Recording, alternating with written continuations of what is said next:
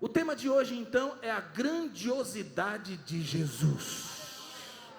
O Deus que nós servimos, Ele é grande, forte, poderoso, maravilhoso, príncipe, conselheiro, Deus forte, Ele é maravilhoso.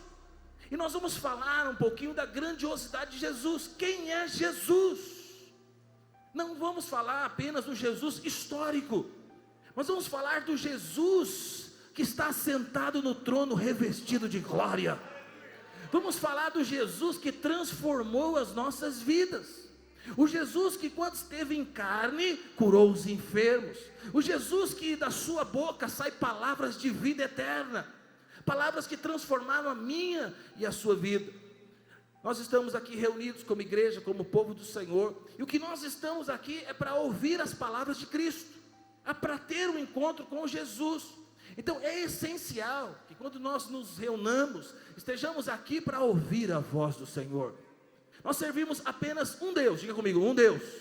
O nosso Deus é uno em essência, mas tríplice em manifestação: Deus Pai, Deus Filho e Espírito Santo. Quando eu e você, quando nós olhamos para o Velho Testamento, Antigo Testamento, nós vemos ali quem se manifestando? O Pai. O Pai se manifestando, a era do Pai, manifestando ali no Antigo Testamento. Quando nós olhamos para os evangelhos, Mateus, Marcos, Lucas, João, quem que nós vemos ali se manifestando mais?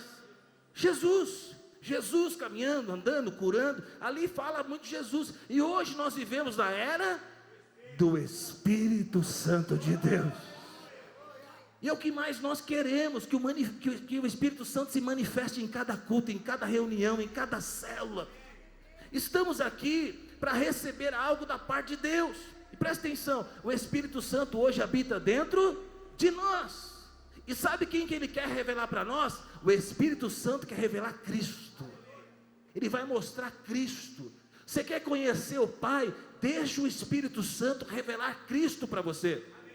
Nós estamos sendo transformados de glória em glória à imagem de Cristo.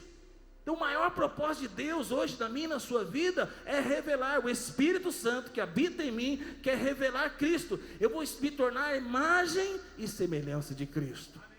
1 Coríntios 11, verso 25, texto que nós lemos para a ceia, diz assim: por semelhante modo, depois de haver ceado, tomou também o cálice, dizendo: este é o cálice da nova aliança no meu sangue. Fazei isso todas as vezes que beberdes em memória de mim, porque todas as vezes que comerdes do pão e beberdes o cálice, anunciais a morte do Senhor até que Ele venha, e Ele virá. A ceia então é um memorial. Quem ordenou que eu e você celebrasse a ceia, quem foi? Jesus. Por que nós fazemos? Nós fazemos porque Ele mandou fazer, porque é um memorial. Quando eu vou participar da ceia do Senhor, eu estou trazendo à memória quem? Cristo. Eu estou trazendo à memória o sacrifício de Jesus, Ele que morreu na cruz do Calvário, Ele que derramou o seu sangue, o corpo dele que foi moído por nossas transgressões. Mas eu não estou celebrando um Cristo morto, o Cristo que morreu, mas ao terceiro dia ressuscitou. Romanos 11, 36 diz assim: porque dele, por meio dele e para ele são todas as coisas. A ele, pois, a glória eternamente. Amém. Ele é maravilhoso. Jesus é glorioso, Ele é o nosso Redentor. Jesus é poderoso, Jesus é soberano, Jesus é vitorioso. Ele é um Deus maravilhoso. Jesus, Ele quer se revelar a nós.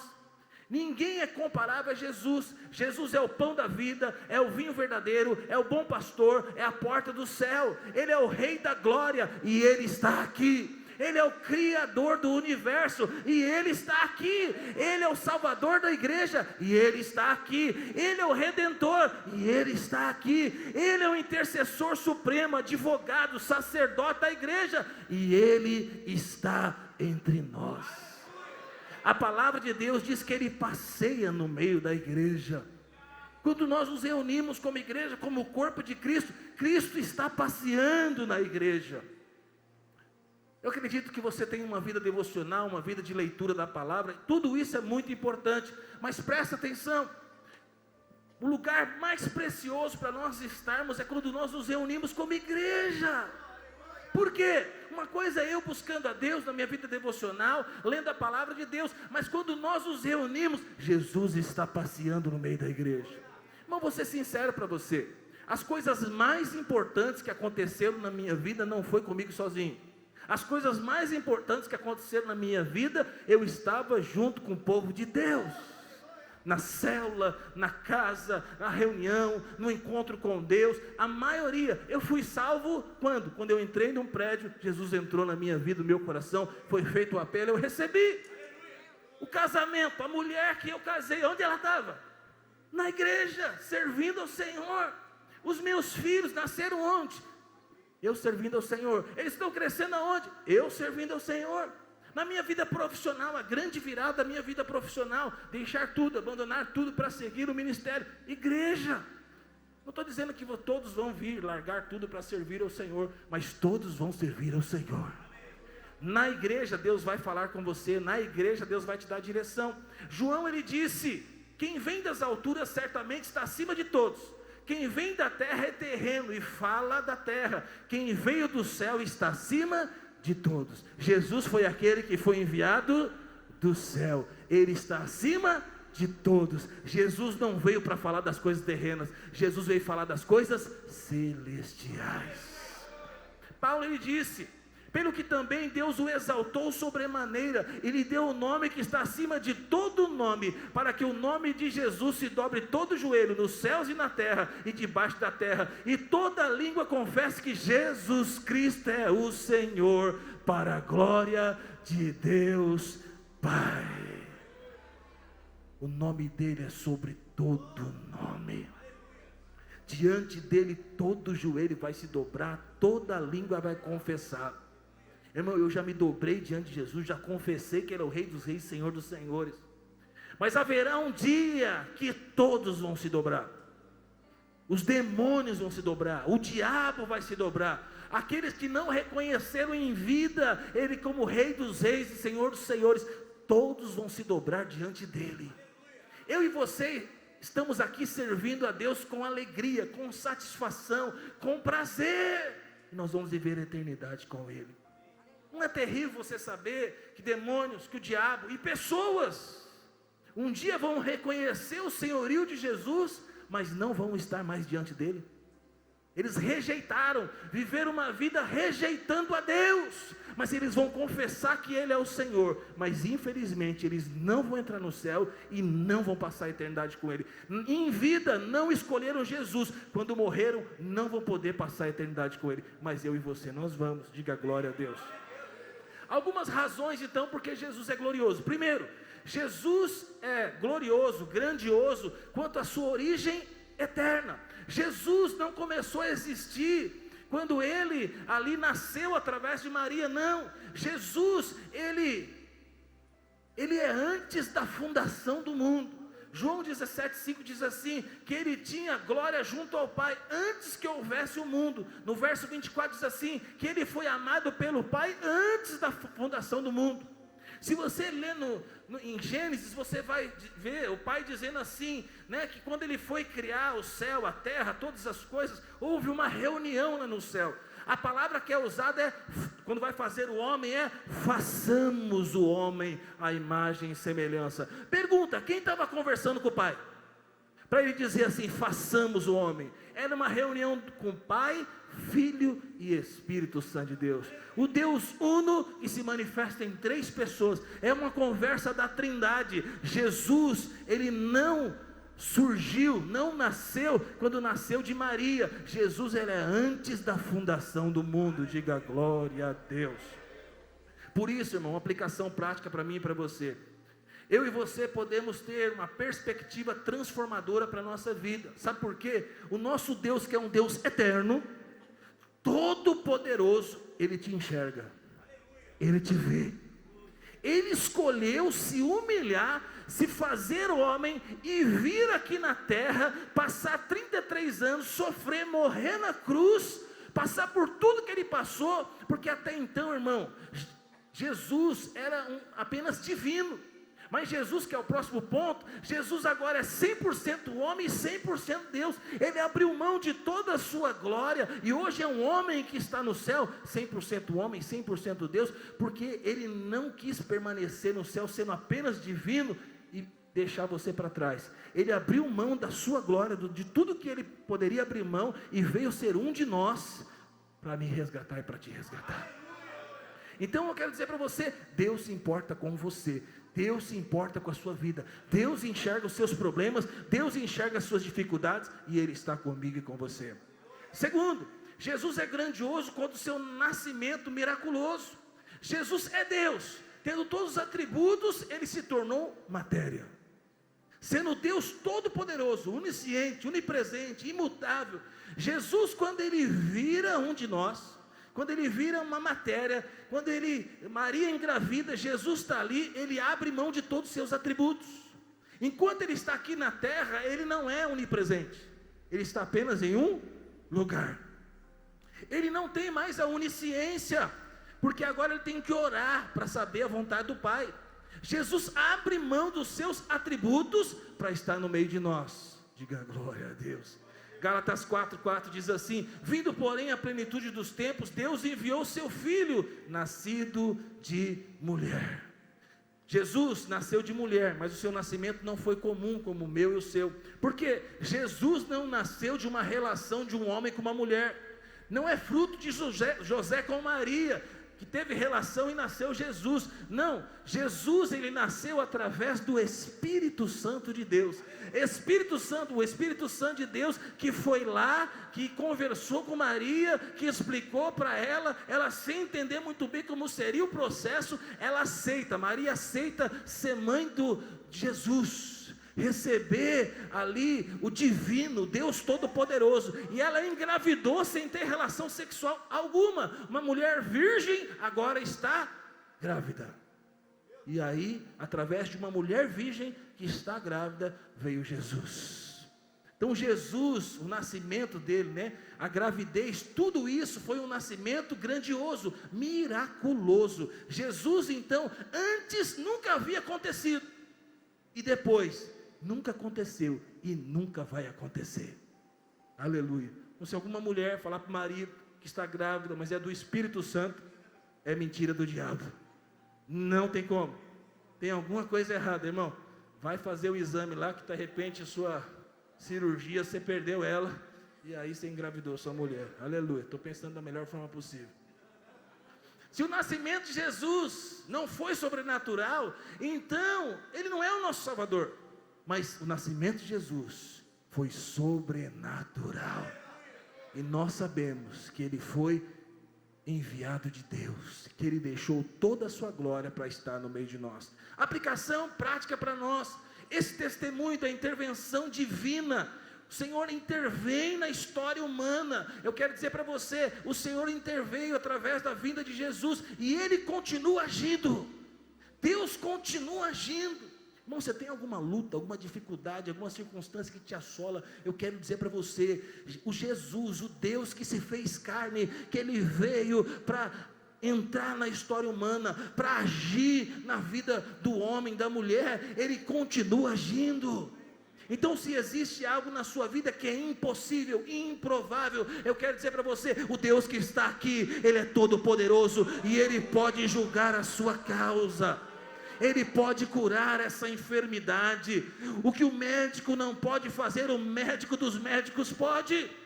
Aquilo que está enrolado, aquilo que está retido, talvez você já recebeu um não da parte do homem, mas o não do homem pode se tornar um sim, quando Deus entra com intervenção. Deus ele continua agindo na história do homem, da mulher. Então quando nós estamos diante de situações impossíveis, improváveis, eu quero dizer para você, você pode apresentar o seu coração e a sua vida para o Senhor Jesus, porque Ele pode realizar um milagre. Eu e você, então precisamos nos encorajar e orar, porque Deus quer intervir na história da humanidade. Você conhece pessoas com necessidades, irmãos? Vou dizer para você, você pode orar e invocar o Senhor, e Deus ele pode entrar de forma miraculosa e manifestar poder e glória na vida das pessoas. Terceiro, Jesus é grandioso quanto à sua vida perfeita. Conforme eu disse, ele é 100% Deus, 100% divino, mas 100% homem. Então, como homem, Jesus teve fome. Mas como Deus, Ele é o pão da vida. Como homem, Ele disse, tenho sede. Mas como Deus, Ele diz o seguinte, venha e beba da fonte de água viva. Como homem, Ele cansou, mas como Deus, Ele é o descanso para todos nós. Como homem, Ele orou, mas como Deus, Ele ouve e responde às nossas orações. Como homem, Ele chorou, mas como Deus, Ele recolhe todas as nossas lágrimas. Como homem, Ele foi tentado, mas Ele nunca pecou. Como homem, Ele entrou num jumentinho, arrastando os seus pés, uma situação de vexame, de vergonha, mas Ele virá sentado no cavalo branco, e na sua coxa está escrito, Rei dos Reis e Senhor dos Senhores. Aleluia! Se Ele veio no estado de humilhação, Ele virá no estado de glória. João deitava a sua cabeça no peito de Jesus, o discípulo amado de Jesus. Então, enquanto Jesus esteve aqui no seu estágio de humilhação, João pôde encostar a sua cabeça no peito de Jesus. Mas presta atenção, no livro de Apocalipse, quando ele vai ter um encontro com Deus glorificado, com Jesus, quando ele vê Jesus, a glória de Jesus, ele cai como morto. O Jesus que nós servimos, que está no céu, é um Deus glorioso. Eu quero dizer para você, irmão, uma aplicação para você. O Deus que passou por tudo isso, sendo 100% homem, 100% Deus, nunca pecou. Ele não está olhando para mim e para você quando nós erramos, para dizer o seguinte, é possível não pecar, você pecou, você é fraco, você pecou, você não devia ter pecado, você tem erros, você tem falha. Jesus não aponta para mim e para você para mostrar os nossos erros, Ele mostra para mim e para você que é possível viver uma vida de vitória. É possível vencer o pecado, é possível viver uma vida poderosa e maravilhosa, direcionada pelo Espírito Santo. Então Ele veio para mostrar para nós que é possível, mas Ele não parou por aí, Ele morreu na cruz do Calvário pelos nossos pecados. Ele fala para mim e para você, é possível, mas se você não conseguir, o meu sangue te lava de todo pecado. É possível, mas quando você errar, quando você falhar, eu já paguei o preço pelo seu pecado. Você errou, você falhou, levanta a sua cabeça, porque já foi pago. Você errou, você falhou, Deus te ama da mesma forma. E quando você entende o amor de Deus, você não vai querer viver na prática do pecado. Quando você vê esse Deus, que é possível viver uma vida de vitória, que é possível vencer em todas as áreas da nossa vida, mas quando você errar e falhar, e não receber uma paulada na sua cabeça, não receber, condenação sobre a sua vida, Deus não manda condenação, quem manda é o diabo. Quando você vê o cuidado de Deus, o amor de Deus, sabe o que vai acontecer? Você vai ser constrangido por esse amor. Você vai querer agradar o coração de Deus. Por isso o crente não vive na prática do pecado. E aí, questão prática, eu e você agora podemos tomar a decisão diariamente de servir Jesus, de agradar Jesus, de querer ser como Jesus. Se Jesus viveu em santidade, eu posso viver também. Quantos jovens solteiros tem aí? Levanta a mão, aleluia. Então Jesus, Ele viveu durante toda a sua vida, sem se relacionar com mulher alguma. Sabe por quê? A satisfação dele não estava numa mulher, a satisfação dele era o Pai. Então você jovem pode viver uma vida de santidade. Jesus não casou, mas você pode casar, aleluia. E você pode viver uma vida plena no seu casamento. Porque quem é o autor do casamento? Deus. O Senhor é o autor do casamento. E o casamento é algo maravilhoso. Quantos casados tem aí? Diga glória a Deus. Aleluia. Então eu e você temos uma escolha e podemos fazer. Podemos escolher o amor em vez da raiva, o perdão em vez da vingança, e servir ao Senhor, ajudar as pessoas, abençoar as pessoas. Precisamos fazer a escolha certa de nos parecermos com Jesus. Então, todos os dias, tome uma decisão. Eu quero agradar a Deus. O que Jesus faria nessa situação, eu quero fazer. Então, o que Jesus faria? Sabe qual a decisão que Jesus tomaria se Ele estivesse no meu lugar? Eu quero tomar as decisões igual Jesus. Eu quero tratar as pessoas igual Jesus. Eu quero vender, negociar igual Jesus faria. Então, o desejo do meu coração e do seu coração é sermos a imagem e semelhança de Cristo. Quarto, Jesus é grandioso quanto ao seu poder sobrenatural. Irmão, eu lembro aqui que Pedrão, um cara sanguíneo e hemorrágico. E aí, quando vieram os soldados para prender Jesus, o que Pedro fez? Arrancou sua arma, sua faca e cortou a orelha ali do soldado romano. Jesus, já sabendo quem é Pedro, né, já olhou e nem teve tanto espanto assim. Jesus simplesmente pegou a orelha do soldado, colocou de volta, curou na hora, irmão. Jesus é poderoso demais. Que eu viajo na maionese, né? Os bolsonaristas falam, tá vendo? Pode andar armado. Os discípulos andavam armados. Na época não tinha pistola .40, não tinha 9mm, mas tinha faca, então pode andar. Outros falam, não, crente não deve andar. Irmão, não é o que eu vou falar aqui. O poderoso, né? Porque eles andavam armados, eles andavam. Aí não tem como dizer para você que Jesus tomava vinho, também não tem como dizer para você que é suco de uva. Então, se você quer, é mais difícil defender o não do que o sim, irmão. Então, andava armado, bebia vinho. Esse é Jesus. Mas não é disso que eu quero falar. Eu quero dizer para você: Jesus é poderoso. Jesus faz uma cirurgia plástica na hora, sem ponto, na hora. Ele pega a orelha caída no chão e ele cola na hora. Mas não tem como não admirar esse Deus todo-poderoso. Sabe, ele dá de frente a um cego, ele ouve: filho de Davi, tem compaixão de mim. Ele na hora, ele devolve, ele cura, o cego ele passa a ver. Quantas curas, quantos milagres Jesus fez. Então, Jesus, ele é cheio de poder sobrenatural, mas ali era o Deus 100% homem, 100% Deus. Agora, nesse exato momento, ele está sentado à destra do Pai, revestido de glória, ele governa tudo e todos. João 1,3 diz assim: todas as coisas foram feitas por ele, por Jesus, e sem ele nada do que foi feito se fez. Jesus, ele é maravilhoso. Jesus, ele tem, Mateus 28,18 diz assim: toda autoridade me foi dada no céu e na terra. O Deus Pai entregou toda a autoridade para Jesus. Jesus, ele caminhou sobre as águas, irmão.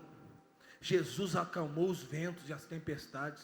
Jesus curou leprosos. Jesus, ele ressuscitou mortos. Jesus nunca fez um velório, eu já fiz um monte.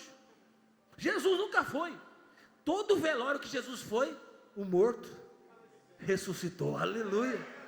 Jesus, ele é poderoso. Jesus, ele supre as necessidades. Jesus, ele satisfaz cada desejo. Jesus, ele acalma o medo. Jesus tranquiliza todo o problema. Jesus, ele criou o mundo. Jesus muda o destino das pessoas e das nações. Jesus tem o poder sobre a morte, sobre a doença. Jesus é poderoso. Aplicação para mim e para a sua vida: aquele que curou enfermos, aquele que acalmou tempestades, aquele que ressuscitou mortos, ele está no meio de nós. Ele continua fazendo milagres.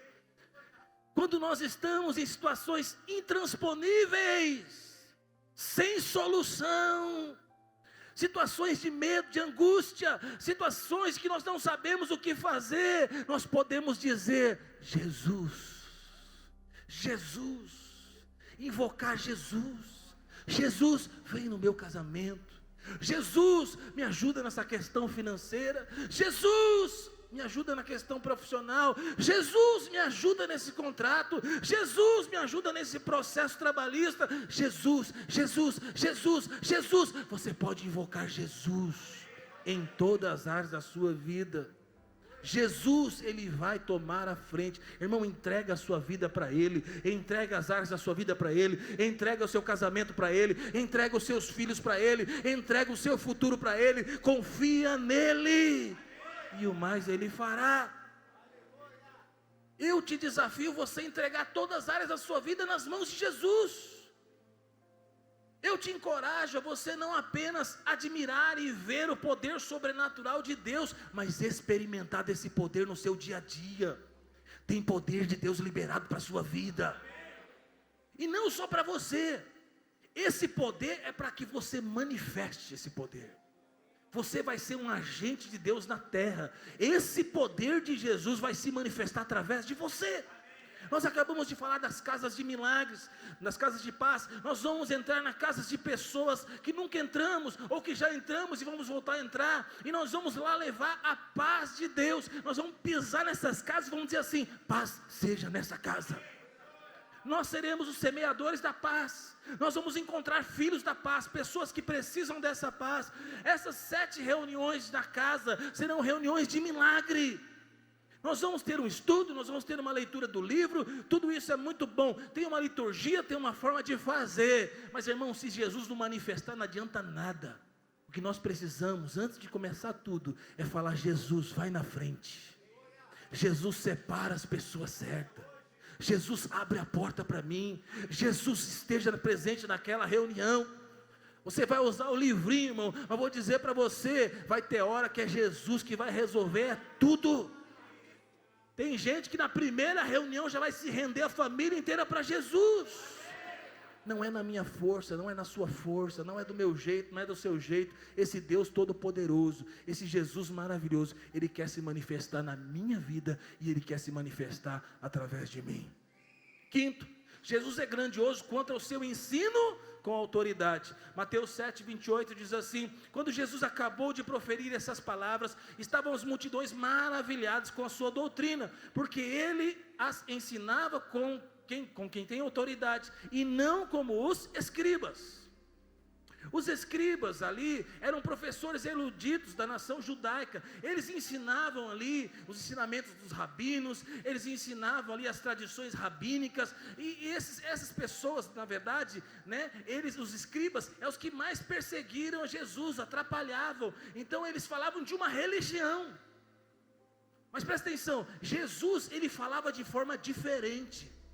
Os rabinos, né, os escribas, eles diziam assim, eles falavam e usavam menção de outros, mas Jesus não usa menção de ninguém não. Jesus, ele diz assim: eu vos digo. As palavras de Jesus são as palavras de vida eterna. Jesus nunca mencionou um autor, assim como diz. Não, Jesus não tem assim como diz. Ele diz: eu sou o grande eu sou. Ele é o Deus Todo-Poderoso. Quando Ele fala, quando as palavras saem da boca de Jesus, meu irmão, essa palavra é cheia de poder e autoridade. Presta atenção, o que eu estou falando para você é que você precisa ouvir a palavra que sai da boca de Jesus, porque essa palavra é uma palavra transformadora. Vamos pegar um trecho da Bíblia, Mateus 5 diz assim, Jesus dizendo: ouviste o que foi dito, não adulterarás. Aí Jesus diz assim: eu porém vos digo, qualquer que olhar para uma mulher impura, com intenção impura, no coração já adulterou. Ele diz o seguinte: ouviste o que foi dito, olho por olho e dente por dente. Eu porém vos digo, não resistais ao perverso, mas de qualquer que preferir a face direita, volta-te também a outra face. Então ele não fala em nome de ninguém, ele fala no seu próprio nome, com o seu próprio poder e com a sua autoridade. Eu e você hoje então somos desafiados a conhecer os ensinamentos de Jesus, a conhecer mais da palavra de Deus, e aí, conhecendo a palavra de Deus, nós vamos desfrutar do poder de Deus. Quando eu conheço mais da palavra de Deus, eu vejo a autoridade de Jesus, eu recebo desse poder e dessa autoridade também. Você não vai fazer algo porque você acha, você não vai fazer algo porque você gosta, você vai fazer aquilo que Jesus mandou você fazer. E quando você faz o que Jesus mandou você fazer, irmão, você tem toda a segurança. Sabe por que você é salvo? Porque você entendeu que Ele te escolheu. Porque você entendeu que é com a boca que se confessa, com o coração que se crê, e aí você recebe a vida eterna. Sabe por que você está aqui reunido? Porque você está obedecendo a ordem de congregar. Sabe por que nós vamos participar da ceia? Porque foi instituída por Jesus. Sabe por que você se batizou? Porque Jesus batizou e foi um exemplo para mim e para você. Ele batizou e mandou batizar. Por isso nós nos batizamos e continuamos batizando os nossos discípulos. Converteu? segue o batismo. Batizou, membrou na igreja, vai participar da ceia. Tudo que nós fazemos não é o que nós achamos legal. Irmão, tem muita coisa legal para fazer. Mas pergunta, é legal, mas foi Jesus que mandou fazer?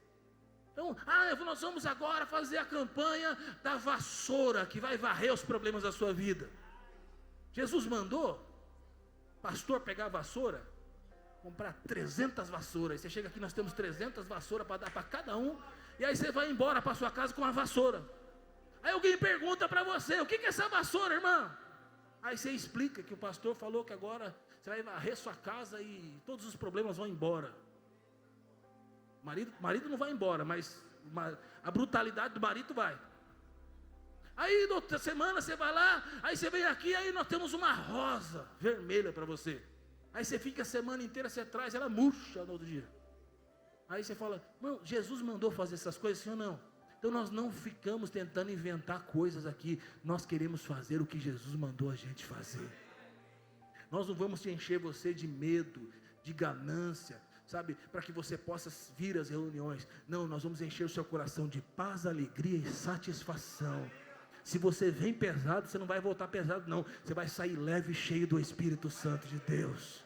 Você vai receber da palavra do Senhor. Então, irmãos, precisamos nos comprometer a ler a palavra de Deus. Deus, Ele deixou uma carta escrita. Essa carta é a Bíblia Sagrada. E nós precisamos ler essa carta. Essa carta revela quem Ele é. Essa carta revela quem nós somos. Essa carta revela o nosso destino, o nosso propósito. Quem tem os 40 para cima aí, você mandava carta, irmão. Sim ou não? Quem já mandou carta para a namorada aqui? Levanta a mão. Levanta a mão direito, gente. Tem tudo mais de 40, tá vendo? Mandamos carta. E aí, quando você recebia uma carta, né? Aí tinha gente, né? Um pessoal mais antigo, né? Que mandava carta para os parentes. Esse é mais antigo, já passou dos 50, aleluia. Né? Que é o WhatsApp da época. Demorava, né, um mês para chegar. Então, quando você recebia uma carta, você tinha que ler. Porque você recebeu, você quer abrir, você quer saber o que está dentro. Mas presta atenção, irmão, Deus deixou uma carta para nós, que é muito mais que uma carta, é um testamento. Deus, Ele quer contar, Ele deixou uma herança, Ele deixou uma riqueza, Ele deixou coisas maravilhosas, e Ele escreveu uma carta, Ele nos deixou um testamento, que fala de todas as riquezas. Então, quem gostaria aqui de ter um parente rico que morreu, você receber um testamento, e aí você lê lá que agora você tem 10 milhões para receber? Quantos gostariam? Aleluia. É maravilhoso receber uma carta, um testamento desse, falar, uau! Mas sabe, Deus que te ama, Ele te deixou um testamento, irmão, que 10 milhões não pode comprar. Na palavra de Deus estão palavras de vida eterna. Através da palavra de Deus entrou salvação na sua vida. Através da palavra de Deus tem promessas para você, coisas que o dinheiro não pode comprar. A palavra de Deus vai gerar fé no seu coração, e você pode receber uma cura de Deus. Através da palavra de Deus você vai receber promessas, e você vai ter sonhos maravilhosos em Deus. Através da palavra de Deus você pode ser livre da condenação, do medo, da depressão, da ansiedade, coisas que você tomaria, sabe, decisões erradas. Você lendo a palavra de Deus, Deus pode dar direções que vai mudar o destino da sua vida. Então ame a palavra de Deus. Sexto, Jesus é grandioso quanto ao seu sofrimento sacrificial. Os grandes homens desse mundo podem ser avaliados por sua vida, mas Jesus é avaliado pela sua morte. A expiação é a corda escarlate que percorre toda a Bíblia. Sua morte foi profetizada do Éden, sua morte foi tipificada no Velho Testamento através do sacrifício de Israel. A sua morte também, sabe, foi dita no Velho Testamento, no Novo Testamento. Existe mais de 255 versículos no Novo Testamento que fala diretamente da morte de Jesus. O quinto evangelho, o evangelho de Mateus, quase metade do evangelho de João, também retratam e falam da morte de Jesus. Então presta atenção, toda a palavra de Deus fala da morte de Jesus. A palavra mais importante foi quando Jesus disse na cruz do Calvário: está consumado. tetelestai, está pago. Jesus, em todo o caminho do Calvário, caminho até ele chegar à crucificação, Jesus sabia o que ia passar antes disso. Jesus, ele ora 3 vezes: Pai, se for possível, afasta de mim esse cálice. Pai, se for possível, afasta de mim esse cálice. A melhor explicação que eu já ouvi, porque alguns dizem que Jesus queria desistir. Jesus estava pensando em não ir para a cruz. Eu não acredito nisso. A explicação teológica que eu acredito é que Jesus já tinha sofrido, passado por muitas coisas, mas o temor de Jesus é que ele morresse antes de ser pregado na cruz e cumprir todo o seu propósito. Então o que ele estava dizendo: Pai, está difícil demais, eu preciso da sua ajuda, eu não posso ir até metade do processo, eu não posso morrer antes de ser pregado naquela cruz, eu preciso cumprir todo o processo, está difícil demais para mim. E Jesus, ele ora por 3 vezes, porque Jesus sabia claramente da sua missão e do seu propósito.